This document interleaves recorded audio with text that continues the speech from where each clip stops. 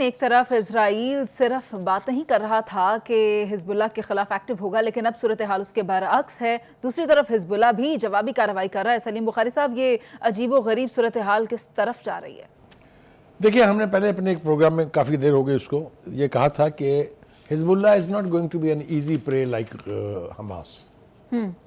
حزب اللہ is based in a country which is not land locked, which is not under Israelis control, ٹھیک ہے نا۔ اس کے airports کھلے ہیں، اس کی بندرگاہیں کھلی ہیں، ایڈ آ سکتی ہے باہر سے، اسلحہ آ سکتا ہے باہر سے، فوجی بھی آ سکتے ہیں باہر سے، ٹھیک ہے۔ رائٹ۔ تو اس لیے it is not that easy, اور یہ تجربہ 2-3 مرتبہ اسرائیل کر چکا ہے۔ بہت تباہی کی اس نے صابرہ اور شتیلا کے کیمپوں پر، جب ریفیوجی کیمپوں پر جب بمباری ہوئی تھی، 35,000 فلسطینی ہلاک ہو گئے تھے، شہید ہو گئے تھے۔ لیکن it's no longer easy because Hezbollah is well entrenched in Lebanon۔ آپ نے دیکھا وہاں آپ نے ایئر ریڈ کیے ہیں تو جوابہ غزل جو ہے وہ فوری طور پہ آیا ہے۔ تفصیل میں جانے کی ضرورت نہیں ہے، میرے خیال سے اب تک لوگوں تک پہنچ چکی ہوگی۔ حزب اللہ کا اسرائیل کو منہ توڑ جواب۔ حزب اللہ نے اسرائیل کے مختلف علاقوں میں 200 راکٹ جو ہیں وہ داغ دیے اور ڈرون اٹیکس بھی کیے، ٹھیک ہے جی۔ مطلب کہنے کا یہ کہ وہاں ہاتھ نہیں بندھے ہوئے حزب اللہ کے، حزب اللہ ول ریئیکٹ۔ مگر اس سے پہلے کہ ہم اس کی مزید تفصیل میں جائیں، 2 باتیں مجھے بہت پریشان کیے ہوئے ہیں۔ ایک تو یہ ہے کہ بیانات ہر طرف سے آ رہے ہیں، چاہے وہ سعودی وزیر خارجہ ہیں، چاہے وہ مسلم قیادت ہے، OIC کے پلیٹ فارم پر ہے، عرب لیگ کے پلیٹ فارم پر ہے، پریکٹیکلی مد کے لیے کوئی نہیں آ رہا۔ لیکن میری ڈس اپوائنٹمنٹ اس سے زیادہ ان انٹرنیشنل تنظیموں کی طرف ہے جن میں بڑے بڑے طاقتور ملک جو ہے اس کے ارکان ہیں، اور وہ بھی خاموشی اختیار کیے ہوئے ہیں۔ میں تازہ مثال آپ کو دوں گا، SCO کی سمٹ جو ہوئی ہے، اچھا، جو آستانہ میں ہوئی ہے قازقستان کے کیپٹل میں، اس میں روس کے صدر پوٹن بیٹھے تھے، اس میں چائنا کے پریزیڈنٹ شی بیٹھے تھے، اس میں ہمارے ملک کے بھی جناب وزیر اعظم گئے ہوئے تھے شہباز شریف صاحب، وہاں پریزیڈنٹ اردوان بھی تھے، ہوسٹ پریزیڈنٹ بھی تھا۔ تو اٹ واز اے سمٹ۔ صحیح بیانات تو آئے ہیں، مثلا اردوان صاحب جو ہے وہ سب سے طاقتور بولے ہیں۔ انہوں نے یہ کہا ہے کہ SCO سمٹ کو چاہیے کہ وہ غزہ میں مستقل جنگ بندی کے لیے اسرائیل کو مجبور کرے۔ دیٹ مینز اردوان بلیوز کہ اگر یہ چاہیں تو یہ اس کو فورس کر سکتے ہیں، تبھی تو ہم مطالبہ کرتے ہیں۔ دوسری بات وہ یہ کہہ رہے ہیں کہ اسرائیل کی غزہ میں جہریت کو فی الفور روکا جائے۔ وہ خواہشوں سے تو نہیں ہوگا، وہ قرارداد سے تو نہیں ہوگا نا، روکنے کے لیے تو you need to be physical. بیان تو ٹھیک ہے، عمل کہاں ہے؟ ہمارے پرائم منسٹر صاحب جو وہ بہت اچھے بول رہے ہیں، وہ کہتے ہیں جی اسرائیل فلسطینیوں کی نسل کشی کر رہا ہے اور خواتین اور بچوں کو نشانہ بنا کر جنگی جرائم کا ارتکاب کر رہا ہے۔ ٹھیک بات ہے۔ وہ کہتے ہیں کہ SCO سے فوری جنگ بندی اور نسل کشی روکنے کے لیے آواز اٹھانے کا مطالبہ انہوں نے کر دیا ہے۔ اور بھائی آوازیں اٹھانے سے کچھ نہیں ہونے والا۔ سلیم بخاری صاحب، یہ بات بڑی اہم ہے کہ پہلے حماس کی طرف سے یہ کہا جا رہا تھا، آپ کو بھی پتا ہے کہ مکمل طور پر جنگ بندی کی طرف نہیں جایا جا رہا، لیکن اب وہ اس معاہدے سے پیچھے ہٹ گئی ہے، پہلے مرحلے میں مکمل جنگ بندی کے مطالبے سے۔ کیا کرے حماس اور کتنی جانوں کا نذرانہ دے؟ 40,000 کے قریب لوگ شہید ہو چکے ہیں، 90,000 کے قریب لوگ زخمی ہیں، اور کسی طرف سے کوئی امید نظر نہیں آ رہی ان کو کہ کوئی ہماری مدد کے لیے آ رہا ہے۔ تو وہ کہتے ہیں نا کہ پھر جب آپ اپنے آپ کو تھوڑا کمزور فیل کرتے ہیں تو اپنی پوزیشن سے ہٹتے ہیں۔ یا پھر یہ بھی ہو سکتا ہے، میں یہ ایک طرح کی سمجھتا ہوں مسلم ممالک کے اوپر کہ اتنی لاچارگی کا عالم آ گیا ہے حماس کے اوپر کہ وہ اپنے اعلان کردہ سٹانس سے تھوڑا پیچھے ہٹ رہا ہے۔ یہ قسم پرسی کی دلیل ہے پوری مسلم امہ کی، جس کے پاس نہ وسائل کی کمی ہے، نہ جس کے پاس ہیومن ریسورس کی کمی ہے، نہ جن کے پاس فوجوں کی کمی ہے، نہ اسلحے کی کمی ہے، نہ کھانے کی چیزوں کی کمی ہے۔ کسی کو جتنی چیزوں کا میں نے نام لیا ان میں سے کچھ بھی ان تک نہیں پہنچ رہا ہے۔ تو آئی ڈونٹ بلیم حماس۔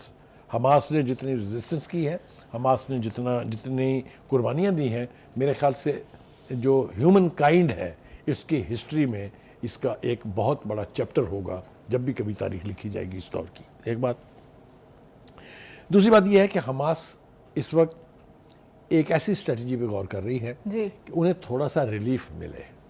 اگر 6 ہفتے کے لیے جنگ بند ہوتی ہے، 6 مہینے کے لیے جنگ بند ہوتی ہے، تو انہیں کم از کم کچھ ری بلڈنگ کا موقع مل جائے گا، کچھ اپنے آپ کو دوبارہ مجمع کرنے کا موقع ریکلیکٹ کر لیں گے، ریکلیکٹ کرنے کا، ری گیدر کرنے کا، ریکوپریٹ کرنے کا موقع مل جائے گا.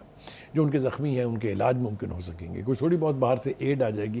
قحط زدہ علاقہ بھی ہے، جنگ زدہ تو ہے ہی، اب تو وہ قحط زدہ بھی ہے، لیکن عالمی ضمیر چپ ہے. ریزولوشن امریکہ نے پاس کر کے اپنے الیکشن کو سیدھا کرنے کی ایک کوشش کی ہے، لیکن اس پر عمل درآمد ہمیں ایسا لگ رہا تھا کہ ٹائم بائنگ کی ہے. ایبسولوٹلی وہ ٹائم بائی کیا انہوں نے، اس لیے کہ بائیڈن صاحب کے دروازے کے اوپر الیکشن دستک دے رہا ہے. نومبر میں الیکشن ہے، اب سے وہ پرائمریز وغیرہ کے سلسلے شروع ہو رہے ہیں. بخاری صاحب، یہ صورتحال جس طرف جاری ہے اس کے بعد آپ کو کیا لگتا ہے کہ اگر یہ معاہدہ ہو جاتا ہے اور جنگ بندی پر اتفاق کر لیتے ہیں تو پھر کیا ٹرمز ہو سکتی ہیں؟ دیکھیے، ٹرمز میں سب سے زیادہ مطالبہ اسرائیل کرے گا کہ ہمارے یرغمالی چھوڑ دیں. اچھا، یہ ایک ایسی شرک قسم کی چیز حماس کے ہاتھوں میں ہے جس کے اوپر اسرائیل تھوڑی بہت رعایت کرنے پہ مجبور ہوگا، اس لیے کہ آپ نے دیکھا اسرائیل کے اندر کتنی نفرت ہے نیتن یاہو کے خلاف. مظاہرے ہو رہے ہیں، احتجاج ہو رہے ہیں، حملے ہو رہے ہیں. تو میرا خیال یہ ہے کہ اسرائیل اگر 6 ماہ کی جنگ بندی پہ بھی راضی ہو جاتا ہے تو اس سے حماس کو، غزہ کو، غزہ کے رہنے والوں کو بہت بڑا ریلیف ملے گا. یہ جنگ جاری رکھنا مزید جانوں کے نذرانے پیش کرنے کے 6 ماہ کا وقت آپ دے رہے ہیں، لیکن آپ کو لگتا ہے یہ بات 6 ماہ تک جائے گی؟ کیونکہ اس سے پہلے بھی لمیٹڈ ٹائم تھا، 1 ہفتہ ہو گیا، لیکن اس میں بھی ہم دیکھتے تھے بریچ کر دیتا تھا اسرائیل اپنے معاہدے کو. دیکھیے، اب چونکہ انٹرنیشنل کمیونٹی جو ہے اس کا حصہ ہے، یہ بات حماس اور اسرائیل کے درمیان طے نہیں ہو رہی، یہ نیگوشیٹرز کہیں اور بیٹھ کے طے کر رہے ہیں. تو اس کو سیریسلی یعنی فالو کرنے کا ایک میکینزم ہوگا اس پورے معاہدے میں، جس پر عمل درآمد کیے بغیر کوئی چارہ نہیں ہوگا. اور دوسری بات میں آپ کو بتاؤں کہ اب چونکہ کچھ ممالک کی طرف سے اسلحے کی سپلائی جو ہے وہ سسپینڈ ہے، روکی تو نہیں گئی ہے لیکن سسپینڈڈ ہے، تو اسرائیل ایگزاسٹ بھی کر رہا ہے.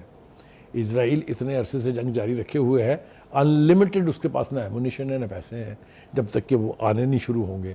تو اس میں چونکہ رکاوٹ ہے تھوڑی بہت، تو شاید اسرائیل بھی کچھ اپنی پالیسی کو، سخت گیری کو نرم کرنے پر آمادہ ہو. وہ تو ہمیں اس کی انڈیکیشنز نظر آ رہی ہیں بخاری صاحب، لیکن آپ کو کیا لگتا ہے یہ پھر جنگ کرنے کے بعد تھوڑا سا وقفہ، پھر دوبارہ جنگ، پھر وقفہ، پھر جنگ؟ یہ یاد رکھیں، ایک تاریخی جملہ بول رہا ہوں کہ لبریشن موومنٹس، آزادی کی جنگ جب شروع ہو جاتی ہے تو اپنے منطقی انجام تک پہنچے بغیر ختم نہیں ہوتی. پچھلے 70-75 سال سے اسرائیل فلسطین کو اور فلسطینیوں کو ختم کرنے کے درپے ہوئے نہیں. Obviously not. جو بھی جنگیں، جو بھی آزادی کی جنگ، جو بھی لبریشن موومنٹ کبھی سرفس کرتی ہے وہ اپنے منطقی انجام تک پہنچتی ہے. یہی حال ہندوستان کا بھی ہوگا، جہاں 2 درجن سے زیادہ علیحدگی پسند تنظیمیں، تحریکیں چل رہی ہیں. اور اسرائیل اور ہندوستان، کشمیر بھی اس لیے واپس کرنے پر آمادہ نہیں ہے کہ ایک انگ ٹوٹا تو اس کے کتنے ٹکڑے ہوں گے وہ گنے نہیں جائیں گے. ٹھیک ہے. یہی خطرہ اسرائیل کو بھی ہونا چاہیے کہ فلسطینیوں نے ایک دن یہ ریاست قائم کرنی ہے، یہ لکھا گیا ہے.